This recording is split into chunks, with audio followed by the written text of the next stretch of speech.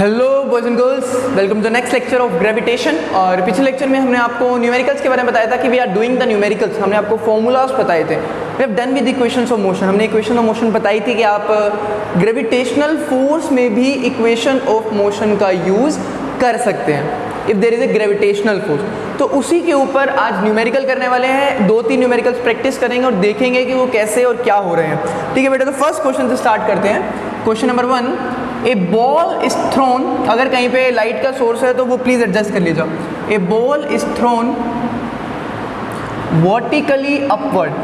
A ball is thrown vertically upwards with a velocity of 49 metre per second. Calculate, first part है आपका maximum height, you have to calculate maximum height. और second part है total time taken by the ball to return to the surface. अब देखो बेटा, आपके पास एक formula मैंने आपको 3 इक्वेशन ऑफ मोशन का बता चुका हूँ। अब उन 3 इक्वेशन ऑफ मोशन को यूज़ करने के लिए और मेन बेसिस पे उसको सॉल्व करने के लिए आपने एक चीज़ याद रखनी है। मैं आपको एक बहुत इंपॉर्टेंट बातें बता रहा हूँ, ठीक है। अब एक साइड को लिख लेना, ये रूल्स हैं जो आपको याद रखने ही रखने। कुछ रूल्स हैं इक्वेशन ऑफ मोशन को यूज़ करते समय। When a ball is throne upward, अगर आप बॉल को ऊपर फेंकते हैं, दोनों के लिए बताऊंगा, जब बॉल नीचे आती है और जब बॉल को आप ऊपर फेंकते हैं। तो जब आप बॉल को ऊपर फेंकते हैं तो आपकी इनिशियल वेलोसिटी गिवन होती है। आपकी इनिशियल वेलोसिटी क्या होती है? आपकी इनिशियल वेलोसिटी गिवन होती है। फॉर एग्जांपल, मेरी जो इस क्वेश्चन में इनिशियल वेलोसिटी दी हुई है वो 49 मीटर पर सेकंड दी हुई है। Initial velocity is given as 49 metre per second. जिससे भी आप ऊपर फेंकोगे जिस वेलोसिटी के साथ, वो वेलोसिटी होती है इनिशियल। वो वेलोसिटी क्या होती है बेटा जी मेरी? वो वेलोसिटी होती है इनिशियल। एक चीज़ याद रखना, अगर मैंने यहाँ से बॉल को ऊपर फेंका तो एक पॉइंट ऐसा आता है जहाँ पे बॉल जाके रुक जाती है। बॉल क्या हो जाती है? रुक जाती है। तो वो वहाँ पे रुक जाने के बाद वो मैक्सिमम हाइट अटेन कर चुकी है। उस समय जो वेलोसिटी होती है वो 0 हो जाती है। और उस वेलोसिटी को हम कहते हैं कि ये बॉल की फाइनल वेलोसिटी है। बॉल की कौन सी वेलोसिटी है? Final velocity. तो अगर बॉल को आप ऊपर फेंकोगे तो u आपको क्वेश्चन में गिवन होगा, ठीक है। और v जो होगा, जब भी बॉल को ऊपर फेंकोगे, फाइनल वेलोसिटी जो उसकी होएगी वो क्या होगी? 0 मीटर पर सेकेंड। अगर आप बॉल को ऊपर फेंकते हो तो वो एक पॉइंट पे जाके रुकती है, वहाँ पे वो v 0 हो जाती है, मतलब रेस्ट पे आ जाती है और फिर वापस नीचे आ जाती है बॉल। तो उस पॉइंट पे फाइनल वेलोसिटी क्या होती है? 0। इसका मतलब आपकी फाइनल वेलोसिटी क्या होगी बेटा जी? फाइनल वेलोसिटी विल बी 0, ठीक है बेटा जी। अब एक और चीज़, अगर आप बॉल को ऊपर फेंक रहे हो, तो आपकी जो g की वैल्यू होती है वो माइनस में लेनी होती है, मतलब -9.8 लेनी होती है। क्यों -9.8 लेनी होती है? क्योंकि आप ग्रेविटी के अपोजिट काम कर रहे हो। आप क्या काम कर रहे हो? You are doing the work opposite to gravity. आप ग्रेविटी के विपरीत में काम कर रहे हैं, तो आपको g की वैल्यू क्या लेनी पड़ेगी? माइनस। अगर आप इस क्वेश्चन में g की वैल्यू को प्लस ले लेंगे ना, तो आपका आंसर गलत आएगा। आई एम गारंटीड यू, आपका आंसर क्या आएगा? गलत आएगा। g की वैल्यू क्या लेनी है? g की वैल्यू माइनस में लेनी है, नेगेटिव लेनी है। ये सब कुछ है बॉल जब ऊपर फेंक रहे हो, ठीक है। नेगेटिव 9.8 के लेने, अगर कुछ भी नहीं दिया हो तो आप 9.8 लेंगे। अगर आपको कहा जा रहा है कि g 10 लो तो -10 ले लोगे अगर बॉल को ऊपर फेंक रहे हो, ठीक है बेटा जी। u आपको गिवन होगा, g की वैल्यू नेगेटिव लेनी है -9.8। अगर g 10 लेने के लिए कहा हुआ है तो आप 10 ले सकते हैं, ठीक है। एक सेकेंड, हेलो हेलो,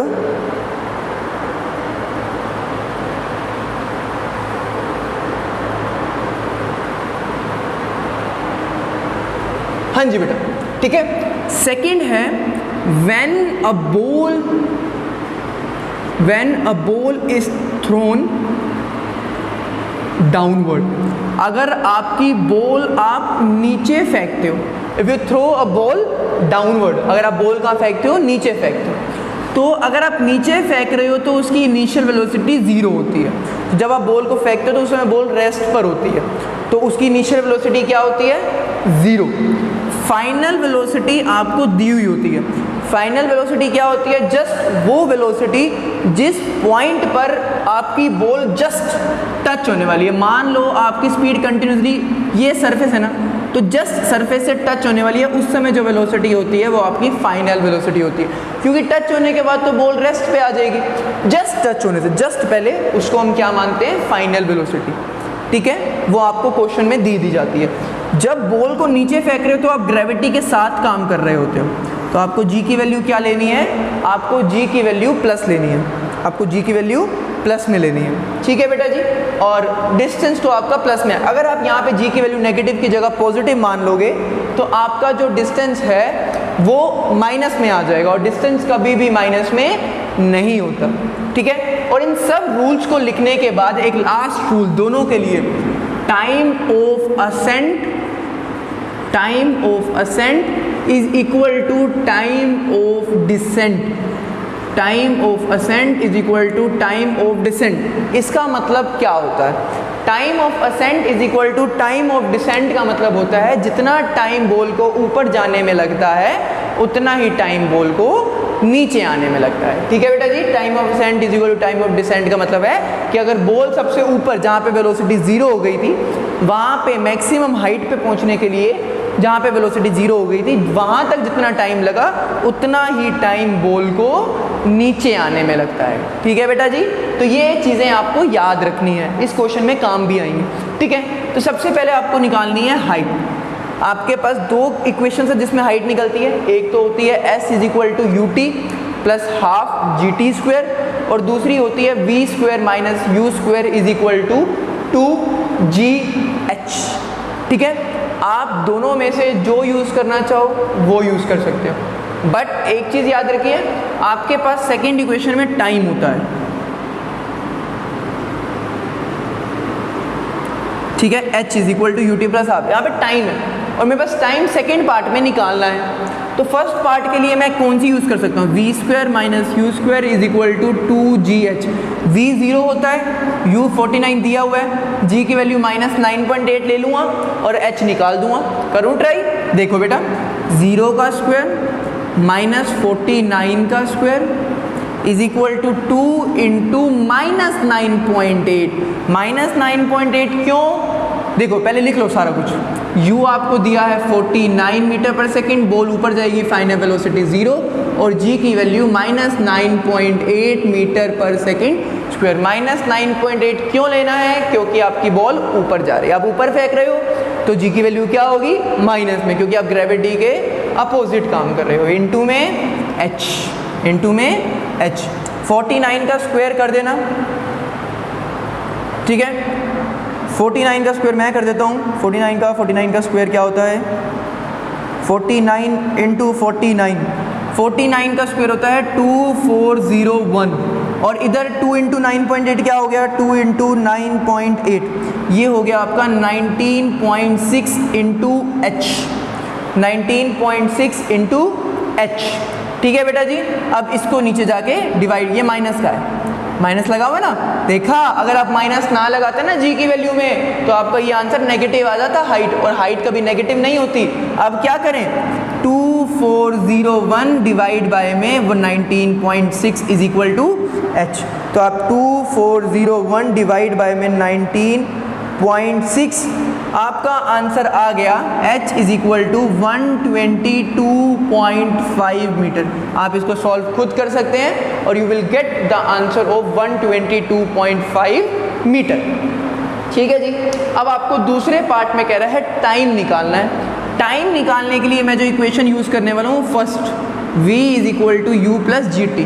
बहुत आसान है, आसान क्यों है, क्योंकि v भी है, u भी है और g भी है। t निकाल दूंगा, v मेरा 0 है, u मेरा 49 है, g मेरा माइनस 9.8 है और t मैंने निकालना है। 49 इधर जाके माइनस का 49 इज इक्वल टू माइनस का 9.8 इंटू टी, माइनस से माइनस कट गया, 9.8 सीधा जाता है 49 के टेबल पे 5 पे, टी की वैल्यू कितनी आ गई 5 सेकेंड, 5 सेकेंड। वो कह रहे हैं टोटल टाइम पता हो जितना सरफेस पे वापस आने में लगा, तो इतना टाइम तो ऊपर पहुंचने में लगा मैक्सिमम हाइट पे 5 सेकेंड लगे, इतना ही टाइम नीचे लगेगा, तो टोटल टाइम क्या हो जाएगा बेटा जी, टोटल टाइम हो जाएगा आपका 5 + 5 इज इक्वल टू 10 सेकेंड्स। तो आपका टोटल टाइम क्या हो गया 10 सेकेंड्स, क्योंकि time of ascent is equal to time of ascent, तो टाइम ऑफ असेंट 5 प्लस में टाइम ऑफ असेंट 10, टोटल कितना टाइम लगा 10 सेकेंड लगा, टोटल कितना टाइम लगा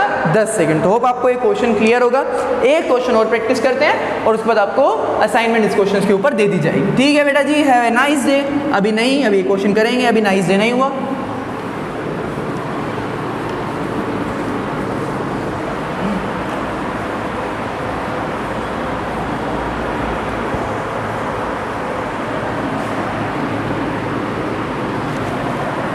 हाँ जी, तो एक और क्वेश्चन देखते हैं हम। हाँ,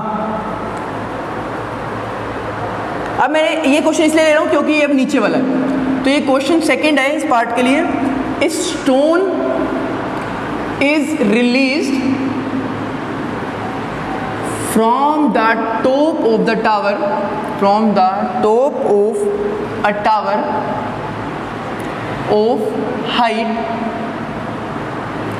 19.6 meter, calculate its final velocity